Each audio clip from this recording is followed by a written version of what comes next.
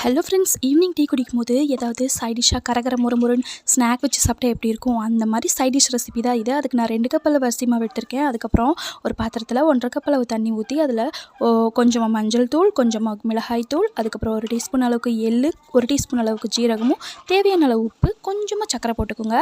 போட்டுட்டு நல்லா கொதிக்க விட்டுறலாம். அப்புறம் ஸ்டவ் ஆஃப் பண்ணிடுங்க. அந்த கொதிக்கிற தண்ணியில் அரிசி மாவு எடுத்து வச்சுருந்தோம்ல, அதை தூக்கி உள்ளே கொட்டி நல்லா மிக்ஸ் பண்ணிவிட்டு அதை ஒரு பாத்திரத்தில் ட்ரான்ஸ்ஃபர் பண்ணிவிட்டு 1 டேபிள் ஸ்பூன் வெண்ணெய் போட்டுக்கோங்க. வெண்ணெய் போட்டுட்டு இல்லை நெய் கூட போட்டுக்கோங்க, நல்லாயிருக்கும். அது கூடயே கொஞ்சமாக தேங்காய் ஊற்றி இந்த மாதிரி பிசைஞ்சு ஒரு 10 நிமிஷத்துக்கு மூடி வச்சிடலாம்.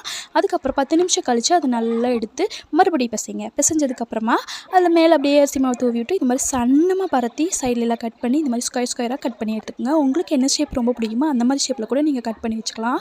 அதுக்கப்புறம் எண்ணெய் நல்லா ஹை ஃப்ளேமில் வச்சு ஒன்றா போட்டு போகிறீங்க. நல்லா பபிள்ஸ் எல்லாம் அடங்கணுன்னு எடுத்திங்கன்னா கரகர முறுமுறு ஸ்நாக் ரெடி. குழந்தைங்களுக்கு கொடுத்து பாருங்கள், ரொம்ப என்ஜாய் பண்ணி